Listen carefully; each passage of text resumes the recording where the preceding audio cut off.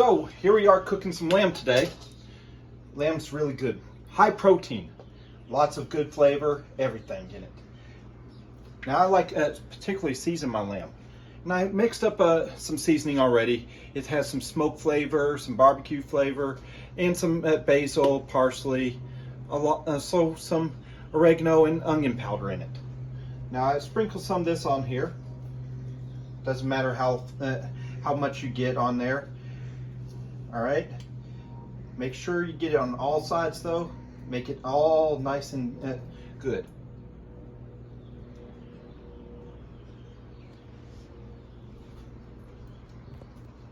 Once we got one seasoned, we'll do that with all of them. So I will see you right back after I get all that seasoned. All right, so we got all of our seasoning done. I have this nice little skillet here. It's all heated up. Now remember, once you get your lamb seared, you're going to have to put it in the oven. And I usually like putting mine at 400 degrees for about 10 minutes. Also, you want to have your meat thermometer ready, because once you get done in the oven, you need to check the temperature. The temperature of the meat should be right around 120 to 145 Fahrenheit. Okay, so you want to make sure you got that real good and seasoned really good, really seared good, and the meat up to the proper temperature. Don't want any of that bad stuff in the meat to come back and bite you in the butt. So I'll see you real fast once I get all this seared and everything. See you right before we put it in the oven.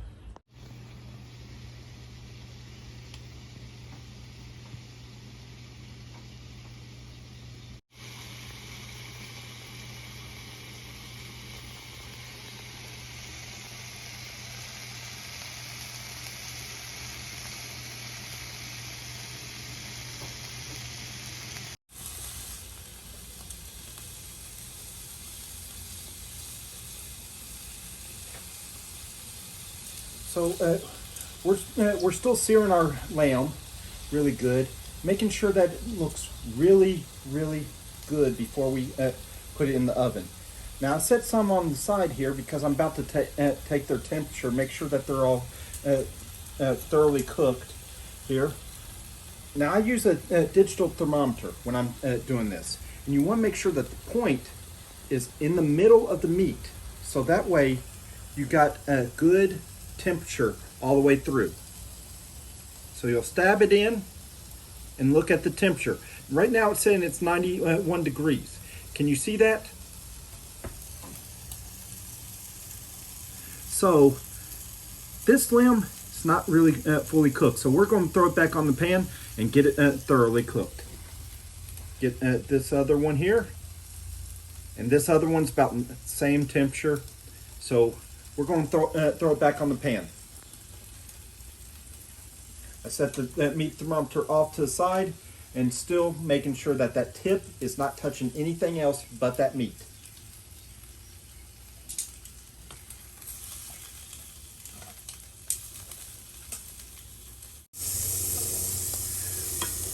So back in the 90s, they had this show called Lamb Chop, and it was a children's show similar to Barney. I don't know if any of y'all remember that, but it's pretty funny.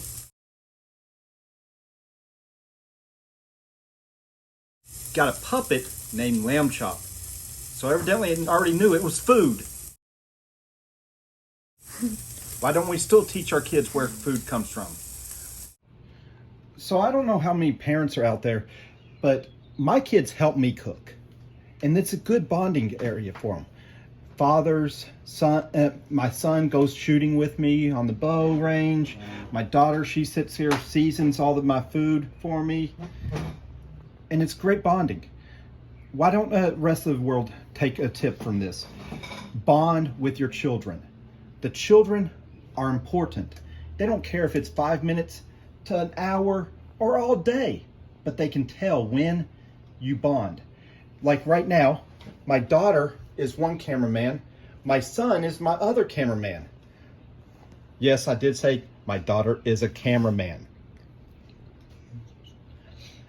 And Even my son here, see? Doesn't he look silly right there? But yet, do you know where food comes from, Kyle? Yeah. Do you know where food comes from? Yeah. All right, why don't the rest of the world teach our kids where food comes from? This guy probably had a cute little face.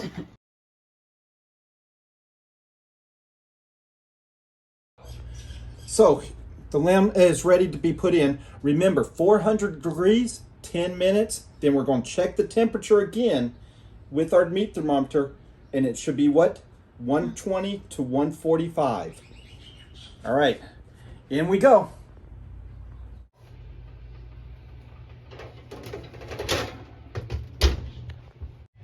All right, so it's been 10 minutes now. Let's take a look at our lamb. Oh my goodness, that looks good. Just look at that. Still seaming, still scrumptious.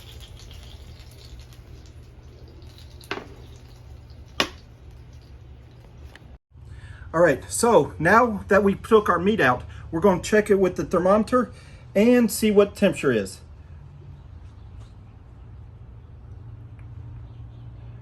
And it's saying 115 and still climbing. So we're at 117. Still going up. 118. 119.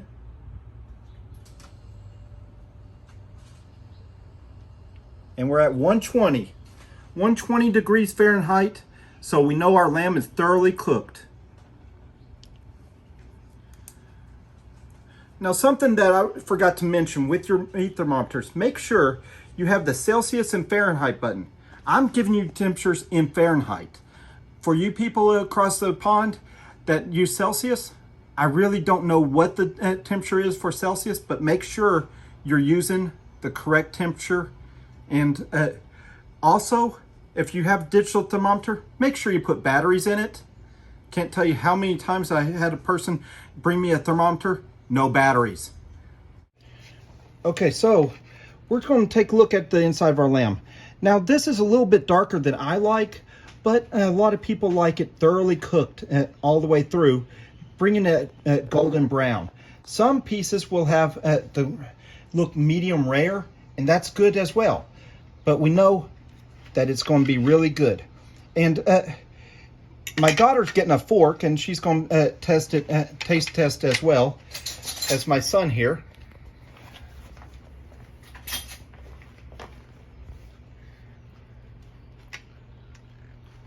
What do y'all think? It's good. Good. Good? Perfect. All right, so we're going to have Brussels sprouts with our lamb today. And I don't know how many people clean them the way I do, but this is the way I like to clean them. I'll cut the end off, and then I remove any of the dirty leaves. And I don't know if you can see all these dirty leaves, but my cameraman will be zooming in. And see, we'll take all these dirty leaves off, make sure that it's all nice and clean. All right, then put them in our pot. Or pan, rather. We try to make sure that all of our Brussels sprouts are good. This one had a bug hole in it. I don't know if you can see that, but we're trying to. What I'm doing right now is trying to make sure that this thing doesn't have a bug still in it. But after, even if it does, after we get all this off there and see if it doesn't have bug in it, we're going to wash them anyway, so it really doesn't matter. Just make sure we have enough left to be food. Yep. All right. It's good. See, that one looks good. Go ahead and put it in there. But see this one here, how it's still looks like bug bites and everything. Yeah. We're going to try to remove that and see how deep it goes. All right? Okay. You're not supposed to put dirty leaves in there, silly butt. I don't think I can use crazy. My brain stopped working after school. Okay, let me cut some more ends here, and we'll have some more fun of removing dirty leaves. What's the fun of that? You learn where good food comes from.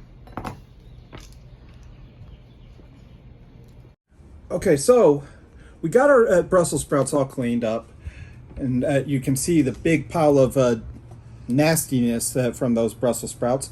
We still have to wash the Brussels sprouts, but what I also like to do is I put a few little onions in with them, so that way it just enhances the flavor. So I'm slicing the onion now. And as you can see, got the onion, not the whole onion, just about half of it. And we're just going to just drop them in there, separating them best we can. It doesn't matter because they're not going to be eaten. It's just there for some flavor. So how we wash these is we'll just use the same pan, and we'll make sure all of them get clean best we can here. And go back in, just make sure we get everything and we didn't miss anything.